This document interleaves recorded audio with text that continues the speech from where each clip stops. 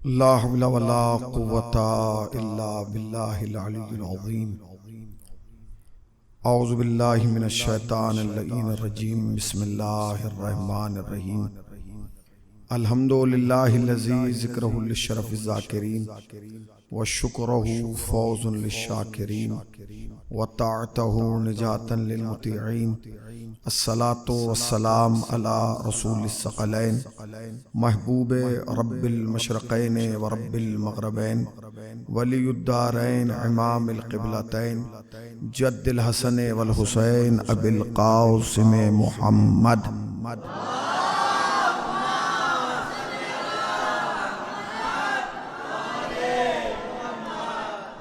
اما بعد فقد قال اللہ حق سبحانہ تبارک و تعالی وقولہ الحق۔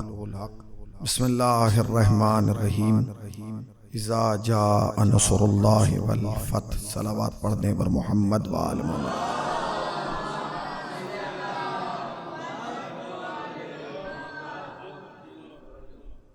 حاضرین فرش عزا اور صاحبان ولا،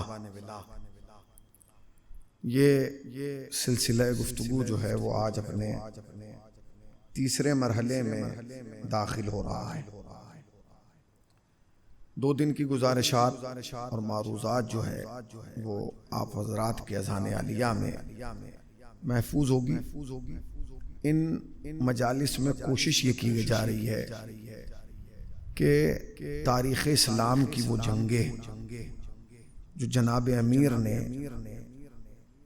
اور مرسل اعظم نے مل کے اسلام کی بقا کے لیے لڑی ہیں، ان کو بیان کیا جائے اور آپ کی خدمت میں عرض کی جائے۔ چونکہ شاداب بھائی پچھلے 10 سالوں سے ضامن بھائی جنگیں پڑھنے کا رواج ختم ہو گیا۔ اگر آپ گزشتہ 10 برس کی تاریخ کو دیکھیں گے تو ممبروں سے جنگ بیان نہیں ہو رہی۔ اچھا، اگر جنگ بیان نہیں ہوگی تو پھر آنے والی نسل کو کیسے پتا چلے گا کہ اپنا کون ہے اور پرایا کون ہے؟ لہٰذا ہم نے کوشش کی کہ ان ایصال ثواب کی گفتگو کے ذریعے ہم اپنے بچوں تک، اپنی قوم کے جوانوں تک، چونکہ آج کے زمانے میں نہ لوگوں کے پاس کتاب پڑھنے کا ٹائم ہے اور نہ ہی لوگوں کے پاس اتنا ٹائم ہے کہ وہ وقت دے سکیں اس نام پر کہ ہم اسلام کو سمجھیں گے۔ ایک واحد ذریعہ ہے مجلس امام حسین، اور اگر یہ مجلسیں عمومی طریقے سے بیان کی جائیں تو لوگ کہیں گے کہ جنگیں پڑھ رہے ہیں۔ اگر جنگیں ہوئی ہیں تو جنگیں پڑھی بھی جانا ہے۔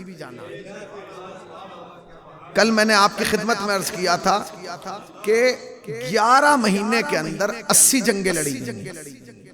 11 مہینے کے اندر 80 جنگیں، یعنی 11 سال کے اندر 80 جنگیں لڑی گئیں۔ 11 سال کے اندر 80 جنگیں کم نہیں ہوتی۔ اس کا مطلب یہ تھا کہ نبی کے سامنے ہر دوسرے مہینے ایک جنگ تھی۔ تو کل ہم نے ایک صلوات پڑھیں محمد والا محمد۔ کل ہم نے اپنے سننے والوں تک جو ہے وہ جنگ بدر بیان کی۔ جنگ بدر ہو گئی اور علی کی تلوار کے صدقے میں جنگ بدر جو ہے وہ جیت لی گئی۔ مسلمان کامیاب ہو گئے، جبکہ مسلمانوں کے پاس نہ عوامی طاقت تھی، نہ مالی طاقت تھی، نہ اسلحے کی طاقت تھی، نہ سواریوں کی طاقت تھی۔ 313 افراد تھے، 70 اونٹ تھے، 3 گھوڑے تھے، 6 زرائیں تھیں، 8 تلوار تھیں، مگر لڑنے والا علی تھا۔ لہذا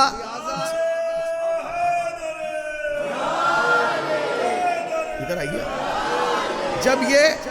جب یہ پوری توجہ شادہ بھائی، جب یہ جنگ ختم ہو گئی نا، جسے جنگ بدر کہا جاتا ہے، چونکہ جب کافر آئے تھے تو بھرپور تیاری سے مکے سے نکلے تھے، اور وہ یہ سوچ کے آئے تھے کہ ہم جب واپس آئیں گے تو 2 سروں میں سے ایک سر ضرور لائیں گے، یا نبی کا سر یا علی کا سر۔ مگر یہ ممکن نہیں تھا کہ علی کا سر باقی رہے اور نبی کا سر کوئی لے جائے۔ لہذا جب یہ قافلہ جب یہ قافلہ لوٹنے لگا، توجہ فرمائیے گا، جب یہ قافلہ واپس جانے لگا نا میدان بدر سے ہارنے کے بعد، جب کافر چلے ہیں مکے کی طرف، تو مکے میں جتنے لوگ موجود تھے سب آ گئے ہیں استقبال کے لیے کہ قافلہ آ رہا۔ اب قافلہ آ رہا ہے نا مکے میں، تو استقبال ہو رہا ہے۔ کیسے استقبال ہو رہا ہے؟ تمام لوگ آ گئے۔ اب انہوں نے دیکھا کہ دور سے قافلہ آ رہا ہے مگر کوئی آواز نہیں آ رہی ہے، ورنہ بھائی نقارے بجتے ہوتے، گانے بجتے ہوتے، ڈھول بجتا ہے، فتاکے جو ہے وہ ڈنکے بجتے، کچھ نہیں، سناٹے کے ساتھ آ رہے۔ انہوں نے ایک گھوڑا سوار بھیجا اور انہوں نے کہا بھائی تم منہ لٹکا کے کیوں آ رہے ہو، اور تم آئے ہو تو محمد کا سر کہاں ہے؟ اگر نیزے پہ نہیں ہے تو کیا صندوق میں؟ انہوں نے کہا نہیں، ہم ہار کے آئے ہیں، ہم ہار کے آئے ہیں۔ جیسے ہی جنگ بدر کا ہارا ہوا قافلہ مکے میں پہنچا تو پہلا سوال یہ ہوا فلاں صاحب کہاں ہیں؟ تو جواب ملا انہیں علی نے مار ڈالا۔ اب یہ سنتے رہیے گا، انہیں علی نے مار ڈالا۔ دوسرے صاحب نے سوال کیا کہ میرے بھائی جان کہاں ہیں؟ کہنے لگے انہیں بھی علی نے مار ڈالا۔ تیسرے نے پوچھا میرے چچا کہاں ہیں؟ کہنے لگے انہیں بھی علی نے مار ڈالا۔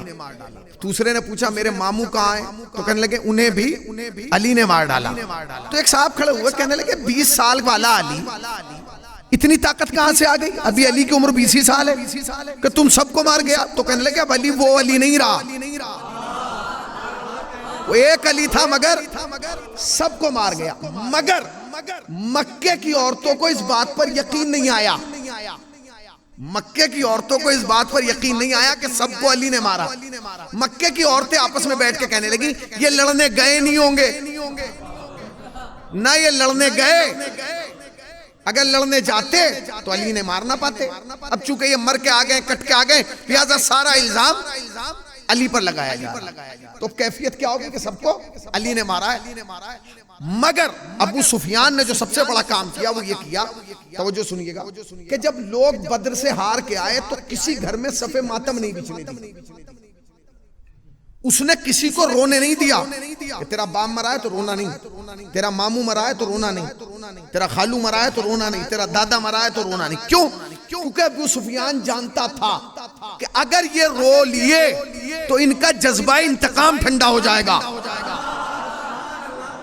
اب آپ سمجھے، یعنی دنیا عرب کا مزاج یہ ہے کہ دنیا عرب یہ چاہتی ہے کہ اگر انتقام لینا ہے تو سامنے والی پارٹی کو رونے مت دینا، اگر وہ رو لی تو اس کے جذبات آنسوؤں کے ذریعے باہر آ جائیں گے، آہو بکا کے ذریعے، لہذا انہیں رونے مت دو۔ تو اگر مسلمانوں دنیا عرب کا مزاج یہی تھا کہ رونے مت دو، کیونکہ اگر رو لیے تو انتقام، تو تم ہمیں کیوں نہیں رونے دیتے؟ ہمارے رونے کو بدعت کیوں بتا رہے ہو؟ یاد رکھو ہم چاہے جتنا بھی روئیں جذبہ انتقام ختم نہیں ہوگا، اس لیے کہ ہمیں تم سے بدلہ نہیں لینا۔ حسین کے قتل کا بدلہ وہ لے گا جو پردے میں بیٹھا ہوا ہے۔ صلوات پڑھیں پر محمد وآل محمد پر۔ حسین کے قتل کا بدلہ حسین لبیک یا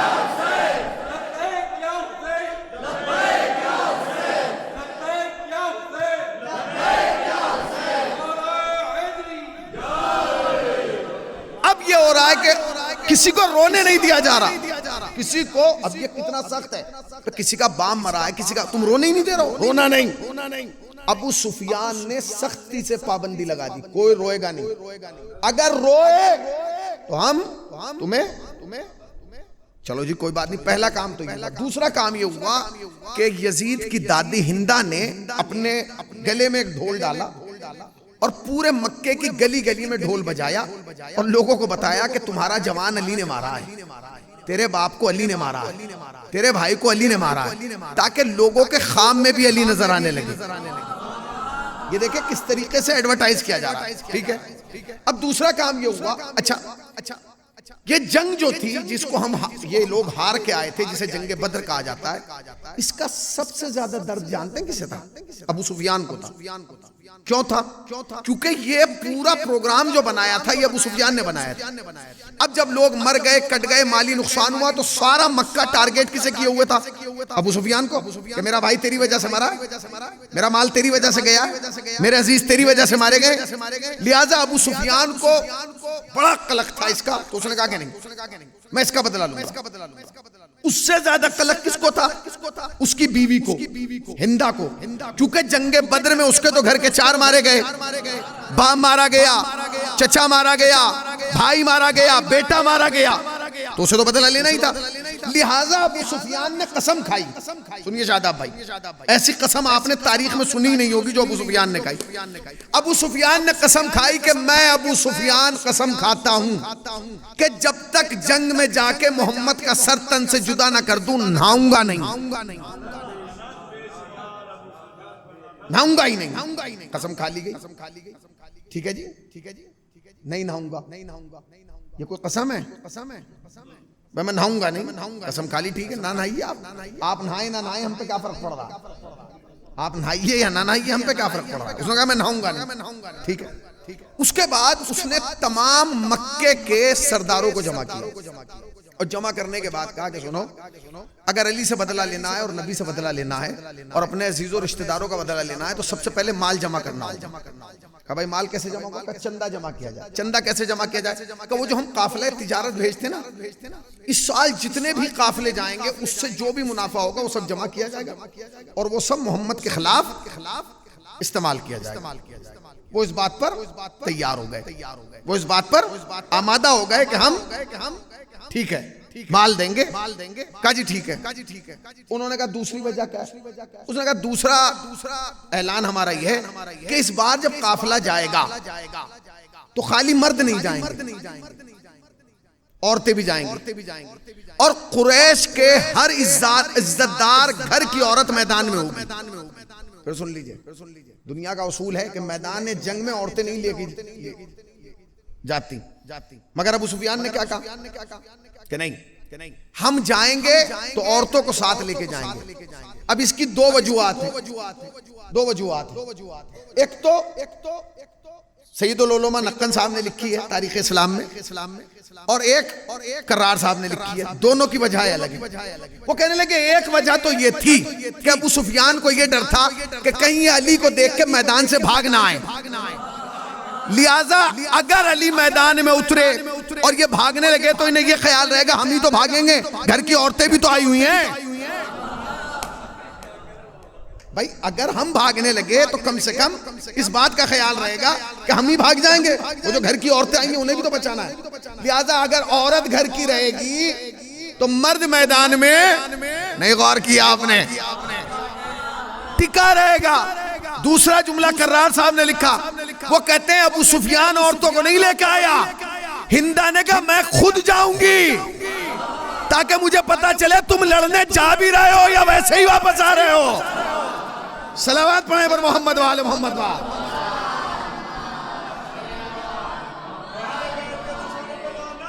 بے شمار۔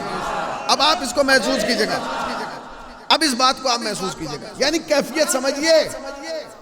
2 صورتیں تھیں، پہلی صورت یہ تھی کہ اگر عورت میدان میں رہے گی تو مرد بھاگ کے واپس نہیں آئے گا۔ دوسری وجہ کیا تھی؟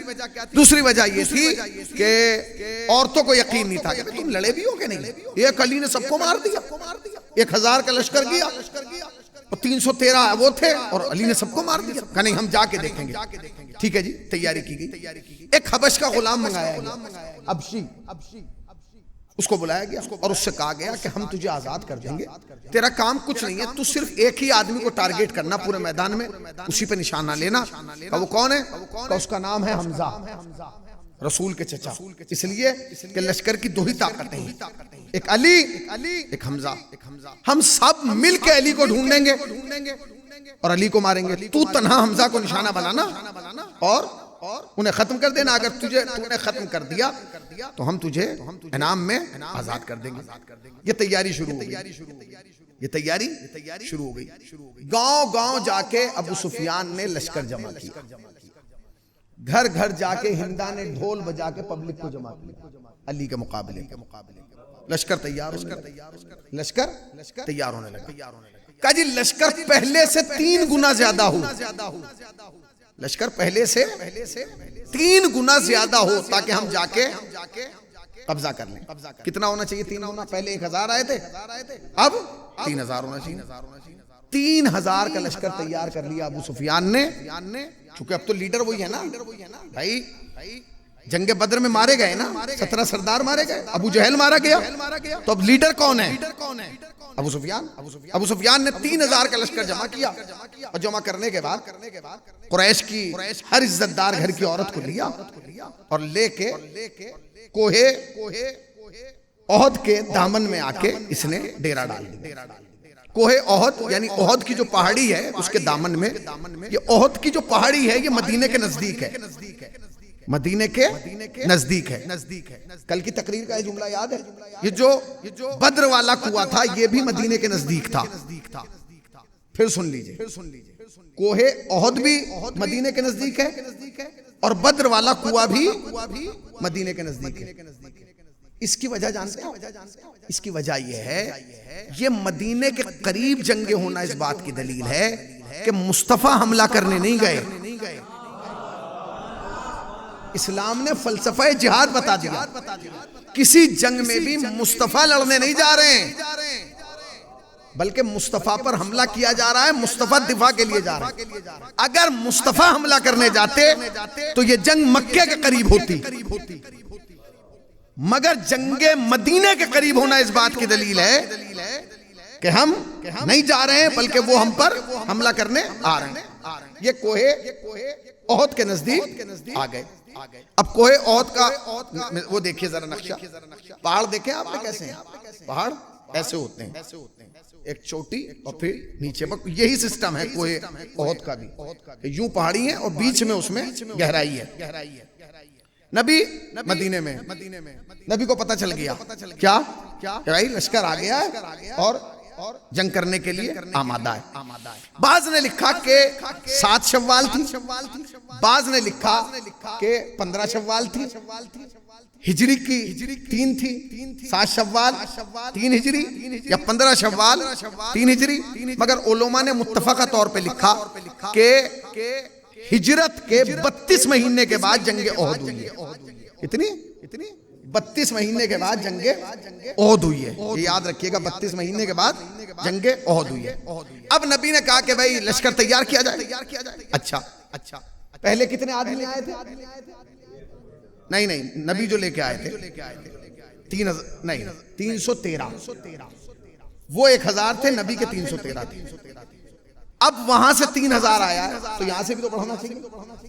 اچھا ان کے یہاں تو صف ماتم بچھی تھی, جب یہ بدر سے لوٹ کے آئے تھے تو ان کے یہاں نقارے بج رہے تھے, خوشی تھی, مسلمانوں میں جوش تھا, ولولہ تھا, جذبہ تھا, چلو ہم تو کم تھے پھر بھی کامیاب ہو گئے.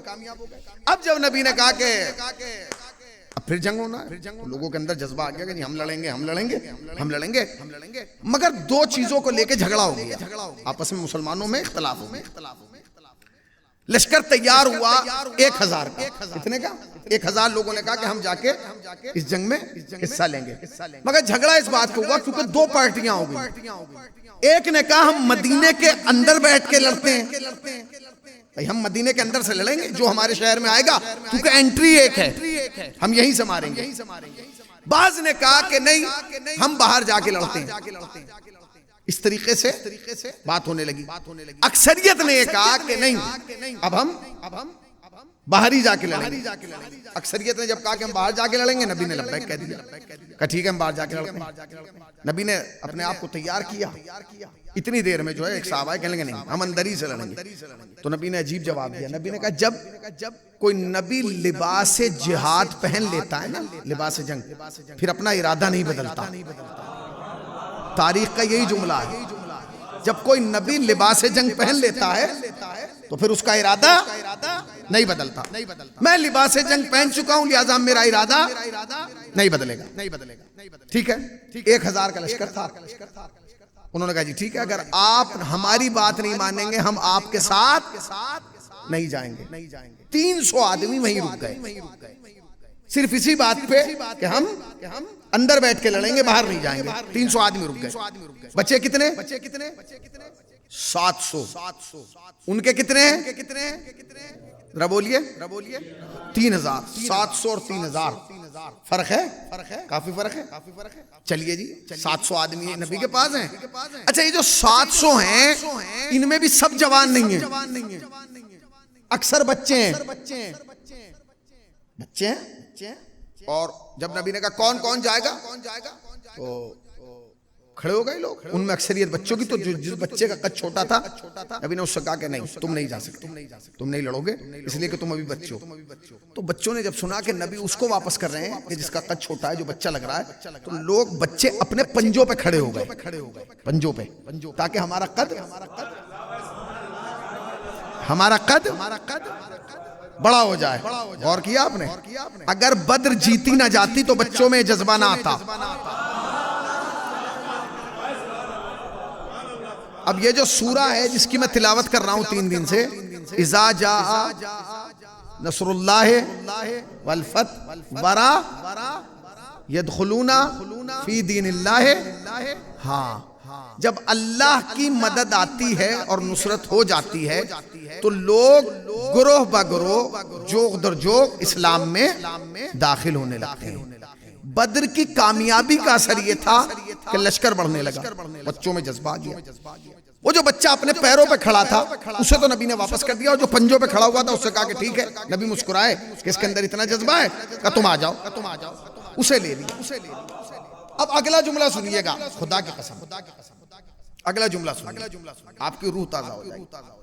جب اس بچے نے دیکھا کہ نبی نے مجھے واپس کر دیا اور اسے رکھ لیا، تو اس نے نبی سے آ کے ایک بات کہی، کہنے لگے آپ اسے لے تو جا رہے ہیں؟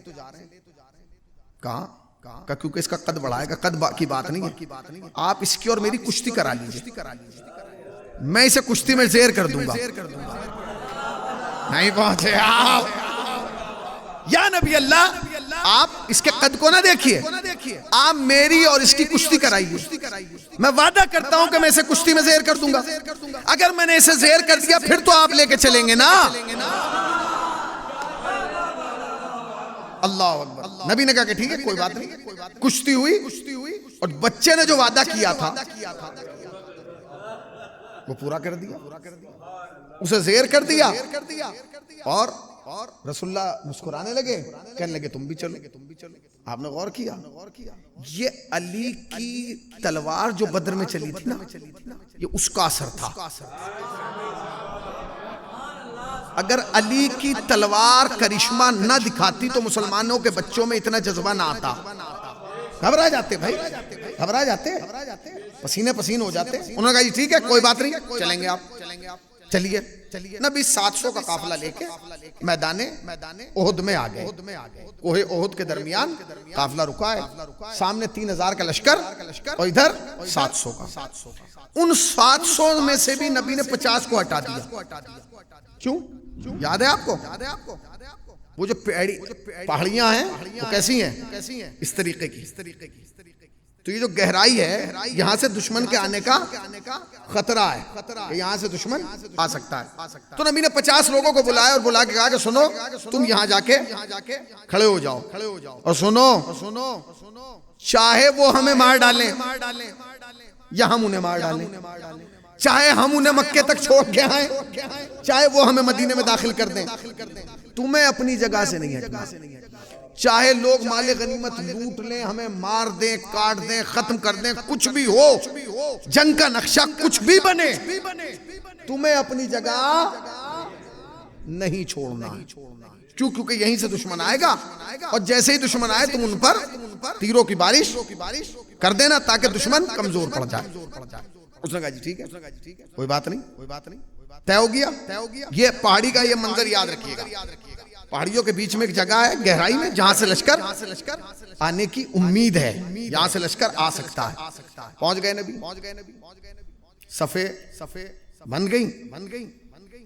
ادھر سے ایک شخص ہے جس کا نام ہے طلحہ بن عثمان، طلحہ بن عثمان۔ وہ کھڑا ہوا اور اس نے کھڑے ہونے کے بعد تلوار نکالی، اور نکالنے کے بعد کہا مسلمانوں تم تو یہ کہتے ہو کہ اگر تم نے ہمیں مار دیا تمہاری تلوار نے ہمیں مار دیا تو ہم جہنم جائیں گے، اور اگر ہماری تلوار نے تمہیں مار دیا تو تم جنت جاؤ گے۔ تو بھیا دیر کیوں کر رہے ہو؟ یا تو اپنی تلوار سے ہمیں جہنم پہنچا دو، یا ہماری تلوار سے تم جنت چلے جاؤ۔ کسی نے اس کا جواب نہیں۔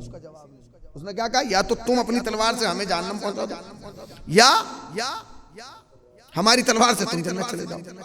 جناب امیر لشکر سے باہر نکلے اور نکلنے کے بعد کہا طلحہ میں قسم کھا کے کہتا ہوں اس خدا کی جس کے قبضہ قدرت میں میری جان ہے، میں جب تک تجھ سے جدا نہیں ہوں گا جب تک تجھے اپنی تلوار سے جہنم نہ پہنچا دوں۔ میں جب تک تجھ سے جدا نہیں ہوں گا جب تک تجھے اپنی تلوار سے جہنم نہ پہنچا دوں۔ اور یہ کہہ کے علی نے حملہ کیا۔ پہلا حملہ جو کیا تو اس کے پیٹ پر ہوا۔ پیٹ تو کٹا مگر اس کا لباس کٹ گیا اور یہ برہنہ ہو گیا، زمین پر گر گیا۔ پہلی دوسری جنگ اسلام کی جنگ بدر، برہنہ ہو گیا، اس نے کپڑے اتار دیے علی کے سامنے اور تڑپنے لگا۔ اب جب یہ برہنہ تھا، لخت جسم پر کوئی لباس نہیں تھا، اور اس نے علی کو واسطہ دیا کہ تمہیں اور ہمیں، تمہارے اور ہمارے جو پرانے روابط ہیں، تمہیں اس کی قسم، مجھے آج چھوڑ دو، آج کے بعد میں کبھی تمہارے مقابلے پہ نہیں آؤں۔ جناب امیر نے اپنی آنکھوں پہ ہاتھ رکھا اور گھوڑا موڑا اور واپس آ گئے۔ یہ دوسری جنگ ہے اسلام کی۔ علی نے اپنا مزاج بتایا، اب سنتے رہیے گا، یہ دوسری جنگ ہے۔ دیکھنے والوں نے اس بات کو دامن سے باندھ لیا، جسے ہماری اردو زبان میں کہتے ہیں پلے گرا، گرا باندھ لی، کہ علی اس پر حملہ نہیں کرتے جو برہنہ ہوتا۔ جب 30 ہجری میں جنگ صفین ہوئی، جب 30 ہجری میں جنگ صفین ہوئی اور علی نے تلوار نکالی اور کوئی صاحب آئے اور انہوں نے دیکھا کہ اب میرا بچنا ناممکن ہے، تو انہوں نے اپنا لباس اتارنا شروع کر دیا۔ اگر یہ جنگ بدر میں جنگ احد میں اگر یہ حرکت نہ کرتا تو شاید اسے یہ پتا نہ چلتا۔ اس نے کپڑے اتار دیے اور اپنے آپ کو بچا کے لے گئے۔ اسی جنگ میں اب آپ آگے بڑھی، علی اس کو چھوڑ کے واپس آ گئے۔ لوگوں نے کہا یا علی اس کو کیوں چھوڑ دیا؟ وہ تو دھمکی دے رہا تھا، کہ نہیں وہ لخت ہو گیا تھا، برہنہ ہو گیا تھا اور مجھے قسم دینے لگا۔ کوئی بات نہیں، گر گیا وہ۔ اب علم آیا دوسرے آدمی کے ہاتھ میں، اس کا نام تھا طلحہ ابن ابی طلحہ، اور اس نے بھی للکار کے کہا کہ اے علی آؤ میرے مقابلے پر۔ تاریخ کہتی ہے وہ جو علی تلوار لے کے نکلے تو روایت کا جملہ یہ کہ علی نے ایک حملے میں 7 علمداروں کو قتل کیا۔ 7 علمداروں کو قتل کیا، یعنی علی حملہ کرتے تھے، سردار قتل ہوتا تھا، جھنڈا گرتا تھا، علی کہتے تو اٹھاؤ، ایک شخص آگے بڑھتا تھا، جھنڈا اٹھاتا تھا۔ اب اس پہ آگئی نا علمداری، پھر علی اسے مارتے تھے، پھر تیسرے کو مارتے تھے، پھر چوتھے کو مارتے تھے، پھر 5ویں کو مارتے تھے۔ حد یہ ہو گئی کہ 7ویں کے بعد کوئی جھنڈا اٹھانے والا نہیں ملا۔ یعنی کہاں بیٹھے آپ؟ خدا کی قسم روایت کا جملہ یہی ہے، روایت کا جملہ یہی ہے، روایت کا جملہ یہ ہے کہ 7ویں کے بعد کوئی مردوں میں جھنڈا اٹھانے والا، لوگوں کی پنڈلیاں گھبرانے لگے، اب کیا ہوگا؟ تو روایت کہتی ہے کہ کافروں کے لشکر سے ایک عورت نکلی، اس نے کہا یہ تو مسئلہ خراب ہو جائے گا، ہم تو پھر برباد ہو جائیں گے، اور اس نے آگے جھنڈا اٹھا لیا۔ اور پھر یزید کی دادی نے گلے میں ڈھول ڈال کر کچھ اشعار پڑھے، جو اشعار منبر سے نہیں پڑھے جا سکتے، مجبوری ہے، مگر اس میں ایک شعر میں آپ کو سنا دیتا ہوں، اس کا ترجمہ۔ اس نے کہا کہ ہم ستاروں کی بیٹیاں ہیں۔ کون سے ستارے؟ جو صبح کے ستارے ہوتے ہیں، جو علی صبح سحر کے ستاروں کی بیٹیاں ہیں، اور ہم وہ عورتیں ہیں جو مخملی قالینوں پہ چلتی ہیں۔ اب آگے کا جملہ جا کے تاریخ میں پڑھ لیجئے گا، کیونکہ وہ ہر چیز منبر سے بیان نہیں کی جاتی، تاکہ لوگوں میں جوش آ جائے۔ لوگ گھبرا گئے۔ اتنی دیر میں ابو سفیان نے کام کیا، وہ ایک گھوڑے پہ سوار ہوا اور اس نے کہا کہ اے مسلمانوں، چونکہ مدینے سے آئے تھے نا بھائی، کل پرسوں کی تقریر میں یاد کیا آپ نے، کیا جو نبی کے ساتھ آئے تھے وہ مہاجر تھے، جو مدینے میں تھے وہ انصار تھے، جو مدینے میں آئے تھے وہ مہاجر، جو مکے سے نبی کے ساتھ آئے وہ مہاجر، یہ انصار۔ تو مہاجر کی تعداد کم تھی، انصار کی زیادہ تھی۔ تو ابو سفیان نے سوچا کہ اگر میں انصار کو واپس کر دوں گا تو لشکر کمزور ہو جائے گا، تو وہ ایک بلندی پہ آیا اور اس نے آنے کے بعد کہا کہ مسلمانوں، ہمارا تم سے کوئی جھگڑا نہیں ہے، مدینے والوں سے، تم واپس جا سکتے ہو، ہمارا تو جھگڑا اپنے بھائیوں سے ہے، یعنی ہمارے بھائی ہیں، ہم ان سے لڑیں گے اور تم واپس چلے جاؤ۔ مگر کوئی واپس نہ گیا، کیونکہ اب جنگ مسلمانوں کے قبضے میں آ چکی تھی، جنگ مسلمانوں کے اختیار میں آ چکی تھی، اور جنگ جیتتے ہوئے مسلمان ایک دوسرے کو دیکھ رہے تھے۔ جب عورت نے جھنڈا اٹھایا تو جناب امیر مڑے اور واپس آ گئے۔ اب اجتماعی حملہ ہوا۔ اب کیا ہوا؟ اب ایک ایک نہیں آئے گا، اب پورے مجمع نے حملہ کیا، اور اتنا گھماسان کا حملہ ہوا کہ کافروں کے پاؤں کھڑ گئے اور کافر دوڑنے لگے۔ جب کافر دوڑنے لگے تو مسلمان مطمئن ہو گئے کہ اب تو بس معاملہ ختم ہو گیا، اب کچھ بچا ہی نہیں۔ اور لوگ دوڑ رہے تھے، کافر دوڑ رہے تھے، کچھ مسلمان ان کے پیچھے دوڑ رہے تھے، اور کچھ ان گھوڑوں کی طرف دوڑ رہے تھے جن سے سپاہی گرے تھے کہ بھائی مال غنیمت یہ لوٹ لیں، وہ لوٹ لیں، یہ تلوار اٹھا لیں، وہ زیرہ چھین لیں، یہ کر لیں، یہ خول اٹھا لیں، یہ اچھا سارا مجمع بکھر رہا ہے۔ وہ بیچارے جو اوپر بیٹھے ہیں 50 آدمی جنہیں نبی نے کہا ہے کہ تم دیکھتے رہنا، ٹھیک ہے، انہوں نے جب دیکھا کہ یہاں تو سارا بازار لوٹ گیا، ہم تو خالی رہ جائیں گے، نبی کا حکم کیا تھا؟ نہیں جانا۔ تو ایک نے دوسرے سے کہا کہ بھئی ہم یہاں کب تک رہیں گے، تو سارا وقت تو جنگ جیتی لی گئی، اب کیا ہوگا؟ کہا جی نہیں۔ اتنی دیر میں انہوں نے وہاں سے چلنا شروع۔ اب روایت کہتی ہے کہ سب آ گئے، 50 میں سے صرف 2 آدمی بچے، 2 سب آ گئے۔ اچھا ان کافروں نے کیا کیا؟ یہ یوں گئے اور گھوم کے یوں آ گئے۔ اچھا پہلے مسلمان ادھر تھے، بھائی مسلمانوں کا منہ ادھر ہے، سمجھ رہے ہیں نا بھائی، یہی پوزیشن سمجھیے کہ کافر اس دروازے سے بھاگ رہا ہے تو مسلمان پیچھے پیچھے بھاگ رہا ہے، اور وہ یوں گھوم کے واپس یہاں آ گیا درے پہ۔ اب وہاں تو آدمی نہیں ہے جہاں نبی نے کھڑا کیا تھا، کمزور تھے، انہوں نے قتل کیا اور وہ بھی یہاں سے آ گئے۔ اب مسلمان بیچ میں پھنس گیا، کیونکہ ادھر والا کافر جو ادھر جا رہا تھا وہ بھی مڑ گیا، اور پیچھے سے آ گئے، ادھر سے بھی مارنا شروع کیا، ادھر سے بھی مارنا شروع کیا۔ مسلمانوں کے حالات خراب ہو گئے، جیتی ہوئی جنگ ہارنے لگی، نقشہ بدلنے لگا، مسلمانوں کو پسینہ آنے لگا۔ مرسل اعظم بیچ میدان میں کھڑے ہوئے ہیں، اللہ اکبر۔ حالات یہ ہے کہ مسلمان جب یہ دیکھ رہے ہیں کہ اب ہم جنگ ہار رہے ہیں، تو جو بڑے بڑے نام ہیں مسلمانوں کے، وہ بجائے اس کے کہ میدان میں رکتے، جنہوں نے کل کی جنگ میں کہا تھا کہ ہمیں اس لیے انعام دیا جائے کیونکہ ہم نبی کی بغل میں بیٹھے ہیں، ہم نے نبی کی بغل میں بیٹھ کے حفاظت کی ہے، جب انہوں نے دیکھا کہ جیتی ہوئی جنگ ہار رہے ہیں اور ہماری جنگ پہ جان پہ بنائی، تو وہ محفوظ مقامات پر تشریف لے گئے، پہاڑیوں پر تشریف لے گئے، اور وہاں بیٹھ کے دیکھنے لگے کہ یہاں کا معاملہ کیا ہے۔ اب سنتے رہیے گا، بڑا قیمتی جملہ آنے جا رہا ہے۔ نبی کھڑے ہوئے کہا بیچ میدان میں، مگر نبی تلوار نہیں اٹھا سکتے، کیوں؟ کیونکہ رحمت للعالمین ہے، اور نبی بھاگ بھی نہیں سکتے کیونکہ نبی ہے، نہ ہاتھ اٹھا سکتے ہیں نہ بھاگ سکتے ہیں، پاؤں ستون بن چکے ہیں، ہاتھ منارہ بن چکے ہیں، نہ نبی اپنی جگہ سے ہل سکتا ہے۔ تاریخ کا جملہ یہ کہ کافروں نے جب دیکھا کہ محمد درمیان میں کھڑے تو اب نبی کی طرف متوجہ ہو گئے اور نبی کے قریب آنے لگے، اور پہلا حملہ انہوں نے نبی پہ پتھروں سے کیا۔ پہلا پتھر نبی کے رخسار پہ لگا۔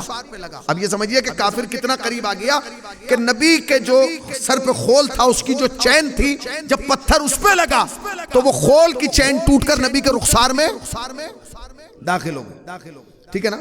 کیا داخل ہو گئی؟ اب کیفیت سمجھیے گا اس کیفیت کو، اور مسلمان بھاگ رہے ہیں، کسی کو کسی کی ہوش نہیں ہے، اور کافروں نے نبی کو 3 دائروں میں لے لیا، 1 2 3۔ پہلا وہ جن کے ہاتھوں میں پتھر تھے، دوسرا وہ جن کے ہاتھوں میں تلواریں تھیں، تیسرے وہ جن کے ہاتھوں میں نیزے تھے، تاکہ نبی کو ہم آسانی سے قتل کر دیں۔ وہ سمجھ گئے کہ اب جنگ ہمارے قبضے میں آ گئی، ہمارے اختیار میں آ گئی، اور ہم جنگ کے فاتح بننے والے ہیں بس چند لمحوں کے اندر اب ہم محمد کا کام تمام کر دیں گے اور ہم جیت جائیں گے۔ جنگ ہو رہی ہے، ایک کافر نے پتھر اٹھایا نبی کے منہ مبارک پر مارا، دندان مبارک شہید ہو گئے، نبی کا دانت ٹوٹ گیا، منہ سے لہو بہنے لگا، یہاں سے لہو بہنے، مگر نبی نے تلوار نہیں اٹھائی کیونکہ رحمت اللہ علیہ۔ اب لوگ دیکھ رہے ہیں کہ اب نبی بس ختم ہونے والے، اب کتنا فاصلہ رہ گیا؟ اب یہ سمجھیے کہ جب پتھر منہ پہ آ کے لگ گیا اور یہاں تو کتنا قریب ہے، 3 دائروں میں لے لی۔ اب روایت کہتی ہے کہ اتنی دیر کے اندر کافر مطمئن ہو چکا تھا کہ بس اب محمد کا کام تمام ہوگا اور جنگ ہمارے اختیار میں آ جائے گی اور ہم فاتح جنگ بن جائیں گے۔ اتنی دیر میں ایک بجلی چمکی، بس جیسے ہی بجلی چمکی تو نبی نے محسوس کیا کہ نبی کے سامنے کوئی دیوار بن کے کھڑا ہے۔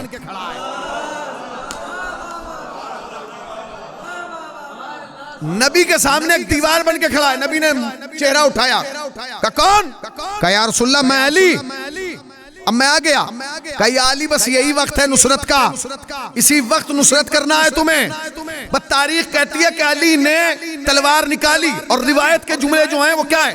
علی نے ایسے نہیں پکڑی تلوار، ایسے ٹیڑھی کر کے پکڑی، اور پکڑنے کے بعد گھوڑے کو ایک کعوہ دیا۔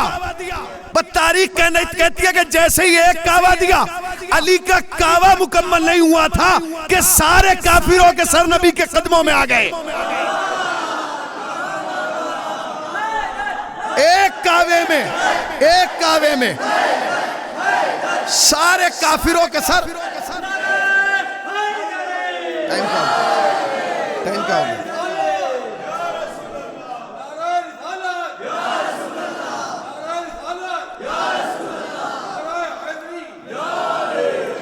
ایک کعوہ دیا اور سارے کافروں کے سر۔ پہلی لائن تمام، پہلی لائن، پہلا دائرہ تمام۔ اب دوسرے دائرے کا نمبر آیا، دوسرے دائرے کا بھی یہی حال ہوا۔ علی نے پھر کعوہ دیا، کعوہ مکمل نہیں ہوا تھا کہ سب کے سارے نبی کے قدموں میں۔ تیسرا کعوہ، کافروں کے پھر پاؤں اکڑ گئے، کافر بھاگنے لگے۔ یہی وہ جنگ تھی جس جنگ میں ذوالفقار آئی ہے، پتہ نہیں کہاں بیٹھے آپ۔ یہی وہ جنگ تھی جس جنگ میں ذوالفقار آئی ہے، یہی وہ جنگ تھی جس میں جبرائیل نے ترانہ پڑھا ہے، لا فتح الا علی۔ یہی وہ جنگ ہے۔ اب ذوالفقار کا کیفیت سمجھتے کیا ہے؟ تو ذوالفقار کا معجزہ یہ ہے کہ جب تک ذوالفقار علی کے ہاتھ میں نہیں ہوتی ہے اس کا سائز کم رہتا ہے، مثلاً 2 فٹ کی ہے، جیسے ہی علی ہاتھ میں لیتے ہیں 8 فٹ کی ہو جاتی ہے۔ کیفیت کام، کافر تو گھبرا گئے۔ اور ادھر شیطان نے ایک آواز بلند کر دی، محمد قتل کر دیے گئے، محمد قتل کر دیے گئے۔ علی نے سارا دیکھ کے کہا کہ نہیں، محمد زندہ ہے۔ جنگ تمام ہو گئی، جنگ تمام ہو گئی۔ اس جنگ کا صحرا بھی علی کے سر آ گیا، اس جنگ کا صحرا بھی علی کے سر آ گیا۔ اب مسلمانوں کی والدہ حضرت عائشہ فرماتی ہیں کہ جنگ کے بعد حضرت عثمان بن عفان واپس آئے اور انہوں نے جناب عائشہ سے کہا کہ پہلا آدمی میں تھا کہ جو 3 دن کے بعد نبی کے پاس واپس پہنچا۔ یعنی جنگ کے بعد جو پہلا آدمی نبی سے ملا وہ حضرت عثمان بن عفان تھے، جنہوں نے کہا کہ میں پہلا آدمی تھا بی بی جو جنگ کے بعد سب سے پہلے آپ کے شوہر سے ملا ہوں۔ آپ نے غور ہی نہیں کیا کتنے دور چلے گئے تھے کہ آنے میں 3 دن لگا، کتنے دور چلے گئے تھے جو آنے میں 3 دن لگے۔ کہ جی سب سے پہلے سارے صحابہ جمع ہیں، سارے صحابہ ماننے والے، چاہنے والے، لڑنے والے، نہ لڑنے والے، بھاگنے والے، توڑنے والے، سب نبی نے بھرے مجمع میں سوال کیا، تم لوگ کیوں چلے گئے؟ کیا وجہ تھی؟ سبب کیا تھا کہ تم مجھے میدان جنگ میں چھوڑ کے چلے گئے؟ انہوں نے کہا جی ہم نے آواز سنی تھی محمد مارے گئے، تو ہمارے ضمیر کی آواز آئی جب محمد ہی نہیں رہے تو ہم لڑ کے کیا کریں گے؟ لہٰذا ہم محفوظ مقام پہ چلے گئے کہ بھائی محمد تو مری گئے، اب ہم کیوں مریں؟ اگر محمد ہوتے تو ہم لڑتے، جب محمد ہی مر گئے تو لڑ کے کیا فائدہ؟ نبی متوجہ ہوئے علی کی طرف، کہنے لگے علی جب سب چلے گئے تو تم کیوں نہیں گئے؟ ذرا توجہ دیجیے گا. یا علی جب سب چلے گئے تو تم کیوں نہیں گئے؟ علی نے مسکرا کے عجیب جواب دیا جو مسلمانوں کے حلق سے نہیں اترا. اس نے کہا یا نبی اللہ یہ آواز میرے بھی کان میں آئی تھی کہ محمد مارے گئے، مگر میرے ضمیر کی آواز الگ آئی. کہ کیا؟ جیسے ہی میں نے سنا کہ محمد مارے گئے تو میرے ضمیر نے آواز دی جب محمد ہی مارے گئے تو علی تو جی کے کیا کرے گا؟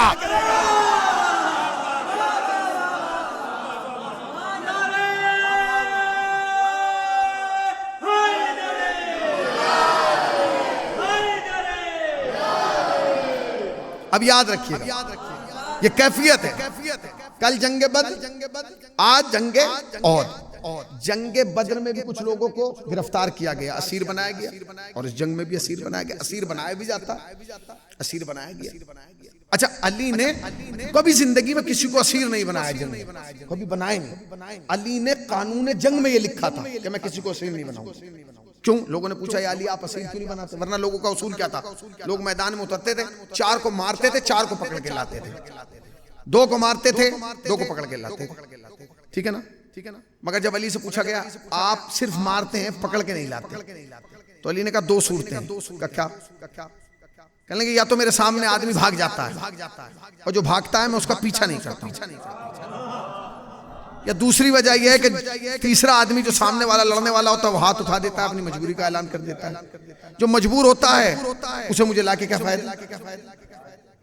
بھیا تو مجاہد ہوگا تو لڑے گا، فرار اختیار کر لیا تو میرا کیا کہنا؟ خیر ایک فہرست لگا دی گئی، ایک لائن لا کے کھلی کری گئی. بعض نے کہا کہ یہ جنگ بدر کا واقعہ ہے، بعض نے کہا کہ جنگ احد کا واقعہ ہے. مگر ایک لائن لا کے ان لوگوں کی لگائی گئی کہ جنہیں اسیر بنا کے لایا گیا، جنہیں جو قیدی تھے انہیں لائن سے کھڑا کر دیا گیا. جب لائن سے کھڑا کر دیا گیا تو علی آئے.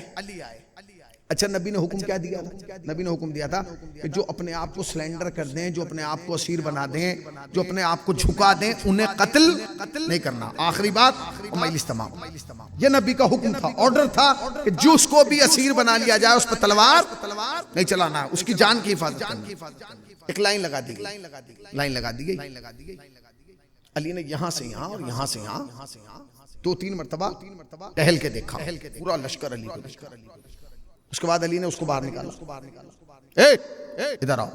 باہر آیا اور گلی تلوار نکالی اس کی گردن میں. مسلمانوں کو پسینہ آ گیا. یہ کیا کر دیا؟ نبی کا حکم تھا جو اسیر ہو جائے اس پہ تلوار نہیں اٹھانا. پھر علی نے تلوار کیوں اٹھا دی؟ یہ تو غلط ہو گیا. دوڑے ہوئے گئے کس کے پاس؟ نبی کے پاس. یا نبی اللہ آپ کا حکم یہ تھا کہ کسی کو مارنے نہیں، علی نے مار دیا. تو کہنے لگے مارا علی نے تو پھر پوچھ مجھ سے کیوں رہے ہو؟ جس نے مارا ہے اس سے پوچھو. واپس علی کے پاس آئے، کہنے لگے یا علی آپ نے کمال کر دیا، آپ کو مارنا نہیں چاہیے تھا جب نبی نے منع کیا. تو مولا کائنات مسکرائے، کہنے لگے سنو یہ اس سے پہلے ملتا تب مارتا، اس کے بعد ملتا تب مارتا، جنگ میں ملتا تب مارتا، بازار میں ملتا تب مارتا، گھر میں ملتا تب مارتا، شہر میں ملتا تب مارتا، جنگل میں ملتا تب مارتا. یہ جہاں بھی ملتا اسے وہی مارتا. یہ میں نے طے کر لیا تھا کہ اسے مارنا ہے. تو لوگوں نے کہا بھائی آخر اتنی دشمنی کیوں؟ کہا تم نے نہیں پہچانا یہ ملعون کون ہے؟ کہا نہیں. کہا یہ وہ شخص ہے کہ جب میرے نبی نے مکے کی زمین پر پہلی مرتبہ کہا قولوا لا الہ الا اللہ، تو یہ وہ شخص تھا جس نے اپنا لعاب دہن مصطفیٰ کے چہرے پر پھینکا. اس دن سے میں اسے ڈھونڈ رہا ہوں، یہ مجھے ملا ہی نہیں، یہ مجھے نہیں ملا، یہ آج ملا میں نے اسے فوراً قتل کر دیا. تقریر ختم ہو گئی. حضر بھائی تقریر ختم ہو گئی. مولانا تقریر ختم ہے، بس ایک جملہ کہنا ہے، پوری توجہ. ایک جملہ. علی کا مزاج دیکھ لیا. یہاں ملتا تو مارتا، بازار میں ملتا تو مارتا، دربار میں ملتا، جہاں ملتا میں اسے مارتا، کیونکہ اس نے اپنا لعاب نبی کے روح مبارک کی طرف، چہرہ اقدس کی طرف پھینکا تھا، لہذا اس کا قتل ہونا ضروری تھا. یہ علی کا مزاج ہے. یہ کہاں ہے؟ یا جنگ بدر میں یا جنگ احد میں. یہ علی نے قانون بنایا. آئیے میں آپ کو ایک جنگ دکھاتا ہوں. ایک جنگ ہو رہی، چونکہ مجھے وہ جنگ پڑھنا ہے لہذا میں اس کا نام نہیں. علی قاتل دشمن کے سینے پر سوار ہے. اور چاہتے ہیں کہ اسے قتل کر دیں. یہ منظر سب کو یاد ہے. اس نے بھی یہی حرکت کی جو اس نے نبی کے ساتھ کی کہ اپنا لعاب دہن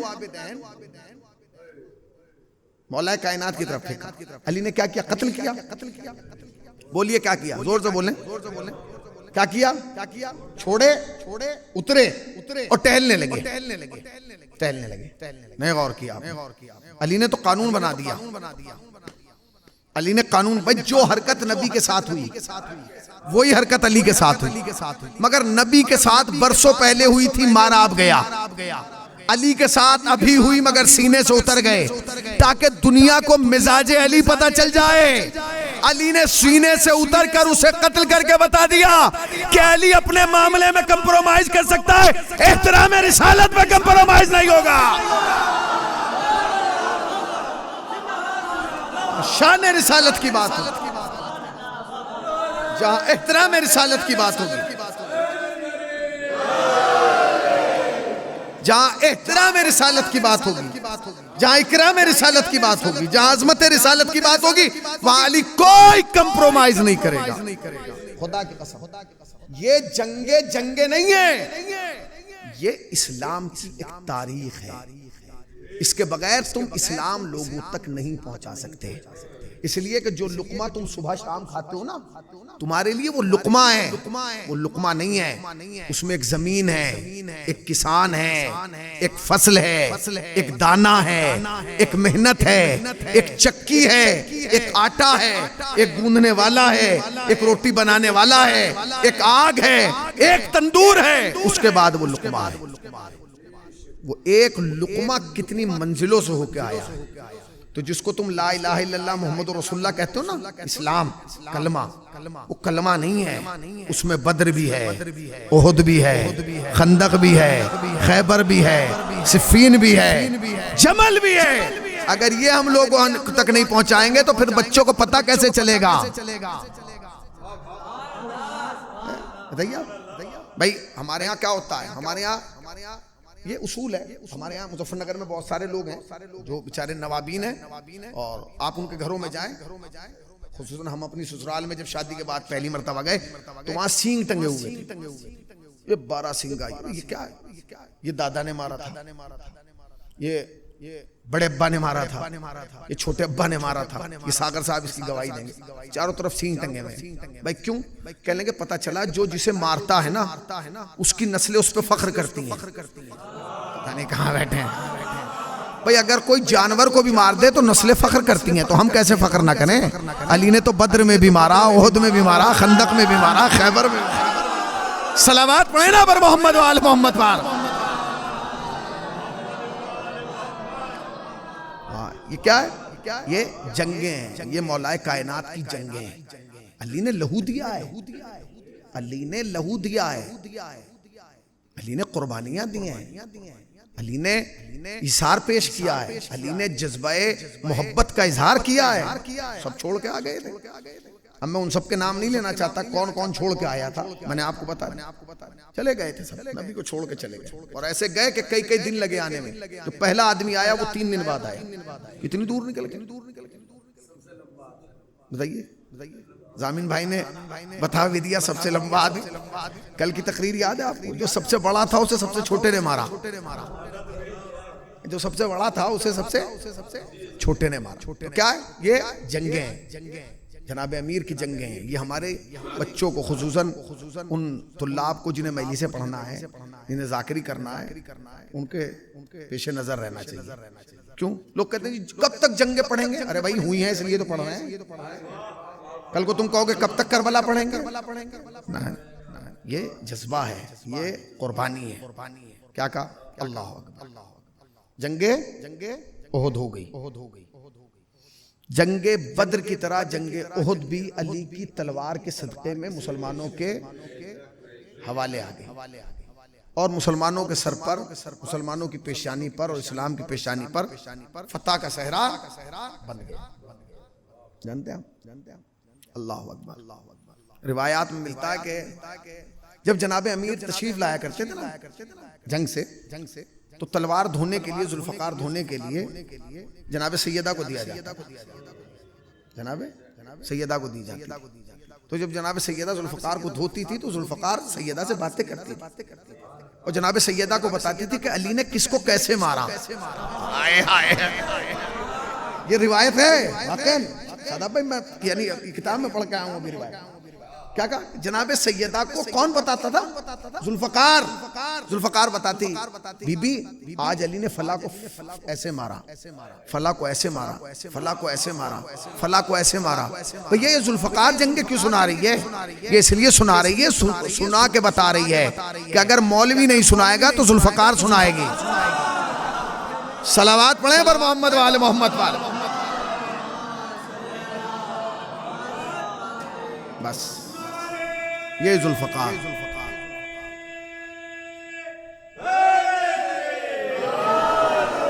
یہی ذوالفقار. یہی ذوالفقار.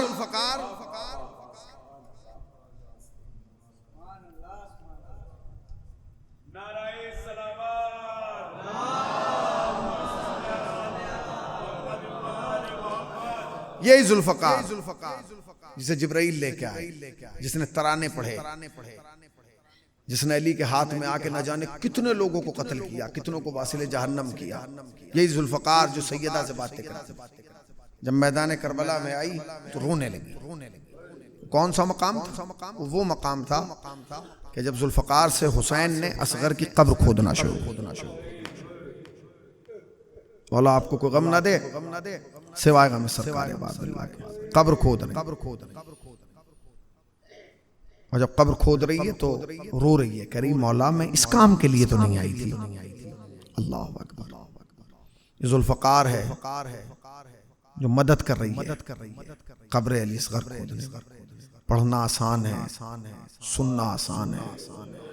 کوئی جا کے اس ماں سے پوچھے جس کا اصغر تھا, کوئی جا کے اس سے پوچھے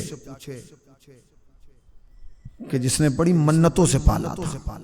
میں ایک جملہ کہہ کے مجلس تمام کر دوں گا, کوئی لمبے مسائب نہیں پڑھوں گا, نہ ہی مسائب لمبے پڑھ رہا ہوں, کیونکہ ایام عزا کے علاوہ زیادہ مسائب برداشت نہیں کیے جاتے. ہاں ایام عزا رونے کے دن, رونے کی راتیں, گریہ وزاری کے لئے جانتے ہو جناب رباب جناب علی اصغر کی والدہ جس خانوادے سے تعلق رکھتی تھی وہ تیر اندازوں کا خاندان تھا. بہت بڑے تیر انداز کی بیٹی تھی جناب رباب. جب حسین نے آواز دی نا حلمن کی, تو علی اصغر نے اپنے آپ کو گہوارے سے گرایا, اور جب گہوارے سے گرایا تو امام حسین تشریف لائے اور کہنے لگے رباب میرے بچے کو مجھے دے دو. دیا, مگر ماں نے کان میں کچھ کہا. اور کیا کہا؟ رباب نے کہا اصغر خبردار, جب تک تم زندہ ہو نا تمہارے باپ کے بدن پہ کھروچ نہیں آنا چاہیے. حسین علی اصغر کو لے کے میدان میں آ گئے. لوگوں نے کہا حسین کیا فیصلہ کرنے کے لیے قرآن لا رہے ہو؟ حسین نے ابا کا دامن ہٹایا, پتہ چلا یہ قرآن نہیں, یہ ناطق قرآن کا ایک پارہ ہے, اس کا نام علی اصغر ہے. حسین نے کہا اے لشکر یزید, اس بچے کی ماں کا دودھ خشک ہو گیا ہے, تم اسے پانی پلا دو, یہ 3 دن کا پیاسا ہے, بھوکا ہے. لوگوں نے کہا حسین کیا اس بچے کے ذریعے پانی پینا چاہتے ہو؟ حسین نے اس بچے کو زمین پر لٹا دیا. اے میرے لال تم حجت خدا کے بیٹے ہو, اپنی حجت پوری کر لو. علی اصغر نے سوکھی ہوئی زبان باہر نکالی, اپنے ہونٹوں پہ پھیری. اس سوکھی ہوئی زبان کا پھیرنا تھا کہ فوج اشقیہ منہ پھیر کے رونے لگا. آواز دی اینا اینا حرملہ, حرملہ کہاں ہو, حسین کے کلام کو قطع کر دو.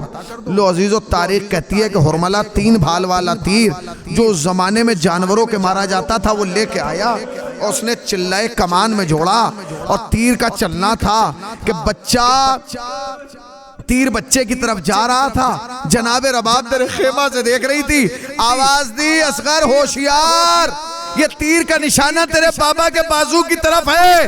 بچہ ہمکا, تیر علی اصغر کے گلے پہ آیا, حسین کے بازو میں لگا, بچہ باپ کے ہاتھوں پہ منقلب ہو گیا.